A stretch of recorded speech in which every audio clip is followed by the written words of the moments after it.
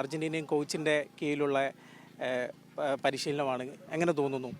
അല്ല, ട്രെയിനിങ് കാര്യങ്ങളൊക്കെ നന്നായി പോകുന്നുണ്ട്. ഞങ്ങളിപ്പോൾ ഓൾമോസ്റ്റ് ഒരു മാസത്തോളമായി ട്രെയിനിങ്. അതിൽ പ്രിപ്പറേഷൻ ടൈം കുറച്ച് കുറവാണെങ്കിലും അത് ഞങ്ങൾ കിട്ടിയ സമയം മാക്സിമം എല്ലാവരും യൂസ് ചെയ്ത് എല്ലാവരും നല്ലപോലെ ട്രെയിനിങ് ചെയ്യുന്നുണ്ട്. പിന്നെ എല്ലാവരും ഇതേപോലെ തന്നെ ഗ്രൗണ്ടിൽ എല്ലാ മാച്ചിനും, നാളത്തെ മാച്ചിൽ നിന്നല്ല, എല്ലാ മാച്ചിനും ഞങ്ങൾ 100% കൊടുക്കും. പിന്നെ റിസൾട്ട് വിൽ സി എന്താണെന്ന്. ISLന് ശേഷം ഏറ്റവും കൂടുതൽ ആരാധകരും എന്താ പറയുക ഫാൻസ് പേജുകളൊക്കെയാണ് ഈ സൂപ്പർ ലീഗ് കേരളയ്ക്ക് ഇപ്പോൾ വന്നിരിക്കുന്നത്. അപ്പോൾ എന്ത് തോന്നുന്നു? പണ്ടത്തെ ISLലെ കേരള ബ്ലാസ്റ്റേഴ്സ് താരമായിരുന്നു. അപ്പോൾ എന്താണ് ഈ കാലിക്കറ്റ് FC വന്നപ്പോൾ ഉള്ള ഒരു മാറ്റം? അങ്ങനെ ഫാൻസ് എല്ലായിടത്തും ഉണ്ട്. അങ്ങനെ മാറ്റങ്ങളായിട്ട് തോന്നിയിട്ടില്ല. ഇതും എന്താ ബ്ലാസ്റ്റേഴ്സ് പോലെ തന്നെ ഒരു പ്രൊഫഷണൽ ടീം തന്നെയാണ്.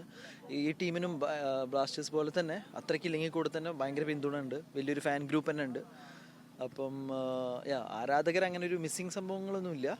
പിന്നെ സൂപ്പർ ലീഗ് കേരള എന്തുകൊണ്ടും എന്താ പറയുക, ഈ യങ് പ്ലേയേഴ്സിനും എസ്പെഷ്യലി മലയാളി പ്ലേയേഴ്സിനും ഭയങ്കര വലിയൊരു ഓപ്പർച്യൂണിറ്റിയാണ്. ഓരോ വർഷം പുതിയ പുതിയ ടാലൻറ്റിനെ അവർ കണ്ടുപിടിക്കുന്നുണ്ട്. ഇപ്പോൾ കഴിഞ്ഞ വർഷം ഞങ്ങളുടെ ടീമിൽ തന്നെ യങ് പ്ലെയർ ISL കളിച്ചു.